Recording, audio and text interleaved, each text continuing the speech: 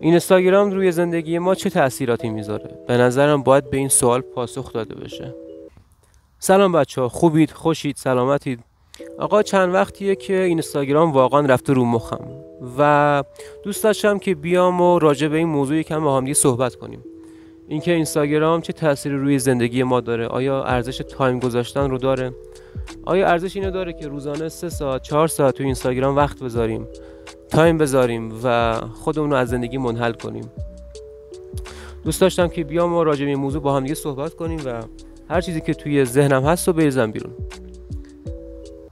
اینجا محض اطلاعاتون، امروز 21 آبان 1403 دوشنبه و اینجا باغ فاتح کرجه. اگه میبینید من خیلی سرمو تکون میدم به خاطر اینکه دارم به اطرافی نگاهی میندازم ببینم چه خبره. و الان دقیقاً ساعت 4 و 25 دقیقه 22 دقیقه از این طورا و اینکه چقدر شما برای من مهمید. من از منظریه کرج تا به باغ فاتح رو برای ویدیو گرفتن میام، برای اینکه این کادر قشنگ رو بتونم برای شما به تصویر بکشم، برای اینکه بتونم یه ویدیو با کیفیت رو براتون رکورد کنم و ضبط کنم. و همه این مسیر رو من با اتوبوس میام، از منظریه تا باغ فاتح کرج رو با اتوبوس میام، 2 ساعت و نیم تو راهم که برسم به اینجا که برای شما ویدیو رکورد کنم. پس حتما ویدیو رو لایک کنید، کامنت بذارید، اگه نظری، نقدی، هر چیزی دارید کامنت کنید حتما. و برای اینکه از ویدیوهای جدید مطلع بشید، از ویدیوهای جذاب، باحال و دوست داشتنی و اینطور فضاهایی مطلع بشید، حتما سابسکرایب کنید و اینکه حتما حمایت کنید. واقعا حمایت یکی از چیزهاییه که به هر کسی کمک میکنه که کاری که داره انجام میده دیده بشه و ارزشش واقعا معلوم بشه. حقیقتش اینه که از زمانی که یادم بیاد، یعنی از سالهای 92 به این ور، 92 93، یعنی تقریبا 10 سال پیش، آروم اینستاگرام داشت توی مردم ایران جا میگرفت. آروم اینستاگرام داشت به مردم یاد میداد که آقا یه پلتفرمیه که بیاید توش عکس بذارید، ویدیو بذارید، نظر بذارید، هر چیزی که داره اتفاق میفته رو به اشتراک بذارید. آروم به این سمت رفتیم که آدما اومدن تولید محتوا میکردن، ویدیو میذاشتن، عکس میذاشتن، برای اینکه دیده بشن، برای اینکه ویوشون بره بالا، برای اینکه تعداد فالوورشون بالا بره. آروم بعد جنبه کار پیدا کرد، جنبه تفریحی پیدا کرد، جنبه آموزشی پیدا کرد، جنبه درآمدی پیدا کرد و این روی زندگی ما تاثیر گذاشته تا به الان. همونطور که میبینیم از سالهای 97 به این ور، 98 97 96 اینطورا به این ور، حدوداً 96 اگه اشتباه نکنم 96 به این ور، آروم اینستاگرام داشت جا پیدا میکرد برای آدمایی مثل اینفلوئنسرها، بلاگرها، آدمایی که طنز میگفتن، آدمایی که شوخی میکردن، آدمایی که ویدیوهای باحال و جذاب میذاشتن. تولدش این داداشمون. آره بعد تولد این بچه هست. تولدت مبارک، تولدت مبارک. 5 سالشه بچه‌مون، تازه 5 سالشه. عکاسم آوردن ازش عکس بگیره. والا تا اونجا که من یادمه، من وقتی 5 سالم بود، کی بود؟ 5 سالگیم خوب فکر کنم اگه اشتباه نکنم یادم باشه، 5 سالگیم من یه خانومی بود فامیلمون بود، الان نمیدونم کدومشون، برام پارچه چیز می آورد، پارچه گلگلی می آورد. من از همینجا میخوام بهت بگم که بچه 5 ساله پارچه گلگلی نیاز نداره. اگه لطف کنی براش یه جعبه نون خامه‌ای بیاری، خیلی لطف بزرگی میکنی واقعا. و الان دیگه این قضیه بین آدما خیلی خوب جا افتاده که نیازی نیست که پارچه گلگلی ببریم، پارچه لیوان ببریم، کله قند ببریم. واقعا دارم میگم این داستان رو تمامش کنید.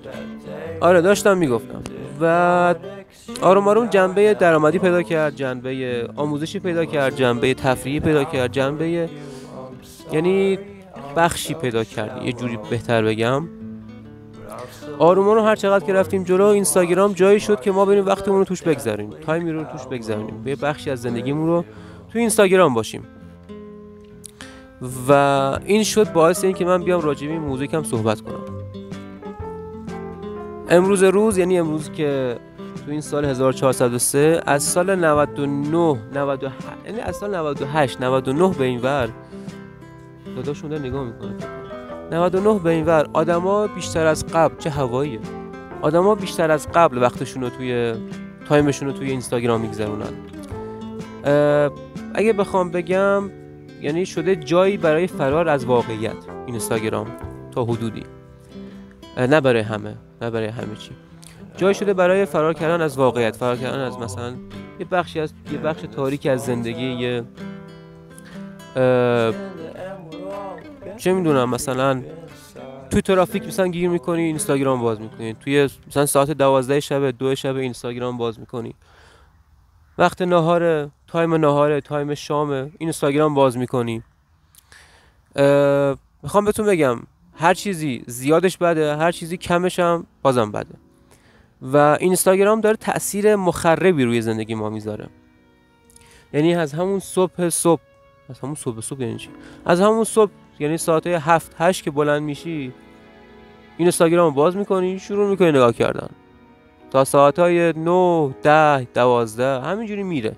یه 3-4 ساعتی تو اینستاگرامی به خودت میای، میری صبحونه بخوری، نهار بخوری بری صبحونه بخوری، جاهاتو جمع کنی، دستشویی بری، یه صبحونه بزنی، میبینی که ساعت 1، بعد نیم ساعت 1 ساعت، بعد ساعتهای 2 مثلا 1 اینا نهار میخوری، بعدش دوباره اینستاگرام، بعدش دوباره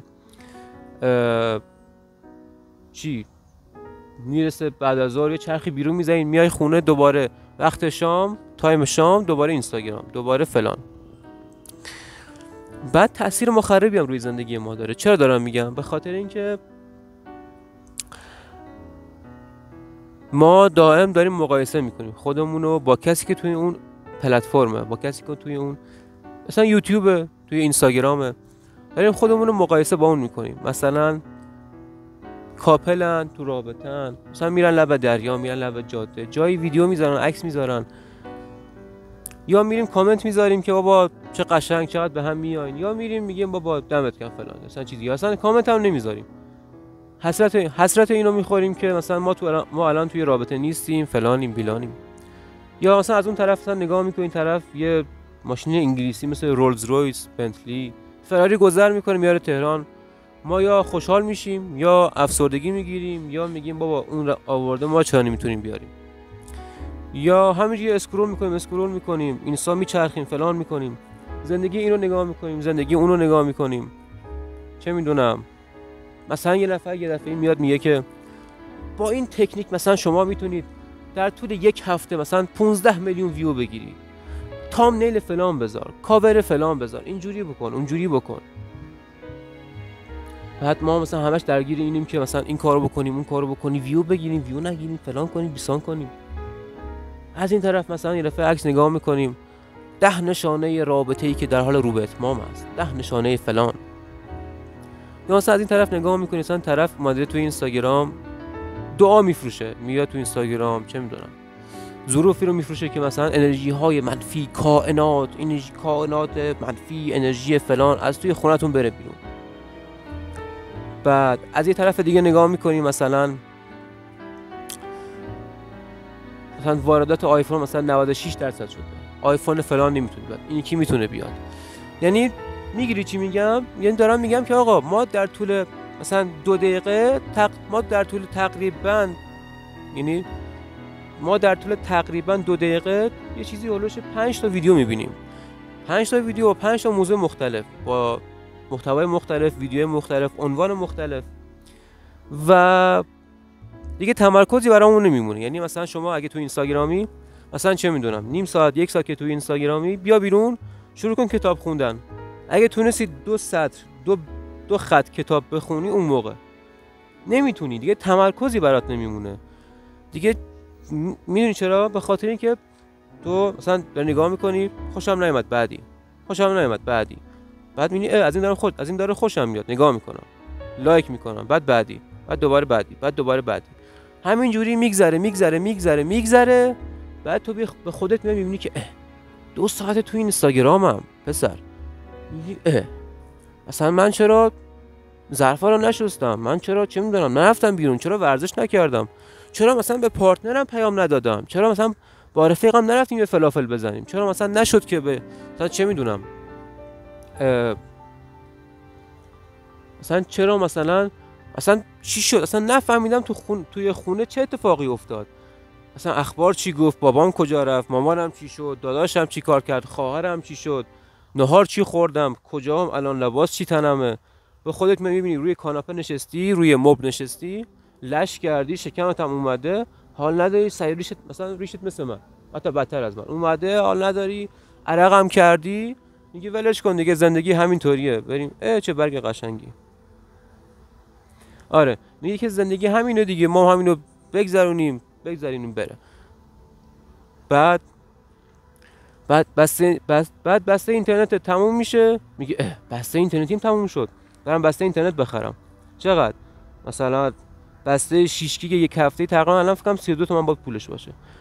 بسته اینترنت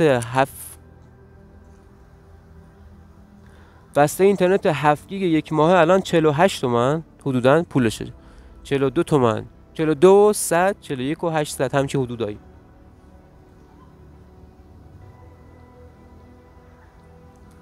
یعنی میخوام بگم که اینستاگرام داره تأثیر زیادی روی زندگی ما میذاره. تأثیر چی؟ تأثیر این که ما کم خواب میشیم، بدخواب میشیم، حسرت زندگی دیگران رو میخوریم، حسرت این که ما میتونستیم یه کاری بکنیم. تأثیرش روی مغزمونه، دیگه نمیتونیم خوب فکر کنیم، خوب نمیتونیم تمرکز کنیم، خوب نمیتونیم 2 خط یک کتابی رو بخونیم، متنی رو بخونیم. تأثیرش توی زندگی اینه که چشامون ضعیف میشه، خودمون تنبل میشیم، همش توی گوشی هستیم و دیگه چی؟ یعنی میتونم بگم تأثیری که اینستاگرام روی آدما میذاره، مواد مخدری مثل تریاک یا شیشه یا هروئین یا گل اصلا روی آدم نمیذاره، چون اعتیاد آوره و سنگین هم هست.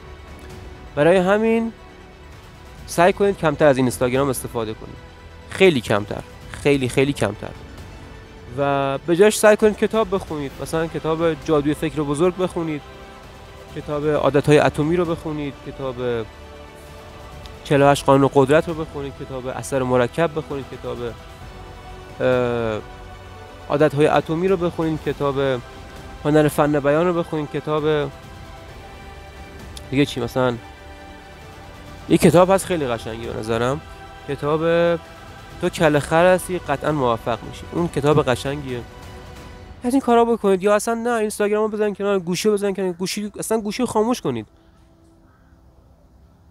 گوشی رو خاموش کنید، بعد مثلا بیاین تو خونه بگین آقا سلام بابا، سلام مامان، غذا اینجوریه اون اونجوریه، یه جوک بگو، یه ترفندی بگو، یه کاری بکن، یه ورزشی بکن، دشویی برو، با بابات صحبت کن، با خواهرت صحبت کن، زنگ بزن به رفیقت، یه پیام به پارتنرت بده، یه پیام به دوست دخترت بده، یه پیام به رفیقت بده، تماس تصویری بگیر، اصلا چه میدونم یه فیلم بذار نگاه کن، کتاب بخون، مقاله بخون.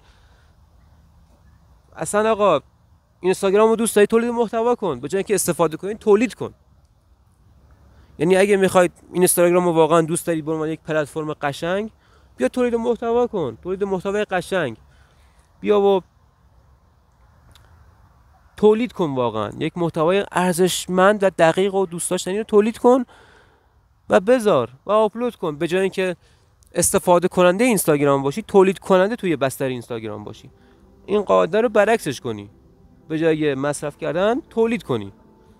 به جای اینکه مثلا ویدیوی انگیزشی ببینی، مثلا بگی الان پا میشم فلان کارو میکنم، اینجوری میکنم، زندگی متحول میشه، اینجوری میشه، اونجوری میشه، بیلاخ آره اروا احمد حتما میشه. تو نشستی تو خونت هیچ کاری نمیکنی، بعد توقع داری آره اینجوری میشه اونجوری میشه. پاشو، بی خیال شو، بی خیال گوشیت بشو، بی خیال اینستاگرام بشو، ولی برو گم شو. ولی اینستاگرام اگه واقعا دوست داری و دوست داری توش تولید محتوا کنی، تولید کنندش باش به جای استفاده کنندش، به جای یوزر میگم. آره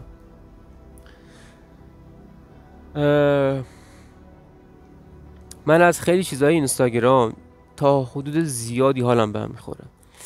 از چه چیزایی؟ از داستانایی که خیالیه، یعنی خرافاتیه. مثلا اسم آدم نمیارم اصلا پیجم نمیارم، ولی مثلا طرف میاد دعا میفروشه، مثلا میاد میگه آقا دعای فلان اینجوری کن اونجوری کن، تو شورت شوهرت مثلا این نوشته رو بذار خوب میشه نمیدونم. یا واقعا مثلا طرف میاد میگه ادرارتو با نیم لیتر سرکه قاطی کن، صبحها ساعت 6 صبح دور خونت بریز، حاجت روا میشی، اینجوری میشه. بابا ول کن، زندگی تو بچسب. همه اینا رو گفتم که حداقل سعی کنیم مصرف و استفاده از اینستاگرام رو کمتر کنیم. روزی 20 دقیقه، روزی یه رو، روزی 10 دقیقه، روزی نیم ساعت، تهش دیگه تموم. و سعی کنیم کار مفیدتر از اینستاگرام انجام بدیم، کاری که مفیدتر از اینستاگرامه و باعث معنای زندگی واسه انسان میشه، باعث این میشه که معنی زندگی کردن رو بفهمین و از هر لحظه زندگی استفاده کنیم و در لحظه زندگی کنیم. واقعا در پایان ویدیو باید بگم که امیدوارم که هر کجا این کره زمین هستین حال دلتون خوب باشه، روزگار وفق مرادتون باشه و هر آن چیزی که از زندگیتون میخواید به دستش بیارید. تا ویدیوی دیگه، بدرود.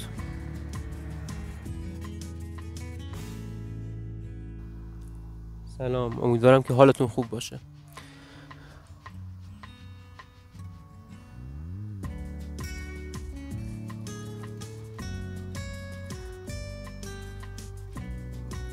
سلام بچه ها، خوبید، خوشید، سلامتید؟ اینستاگرام روی زندگی ما چه تأثیراتی میذاره؟ کاری که داره انجام میده دیده بشه و ارزشش واقعا معلوم بشه.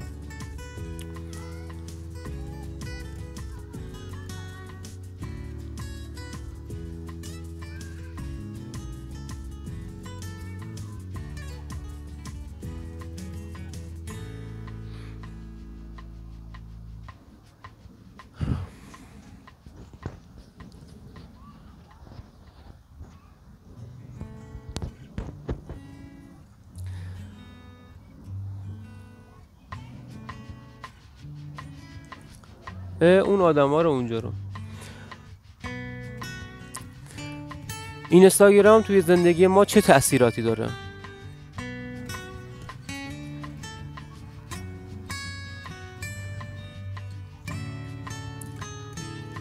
میدونی؟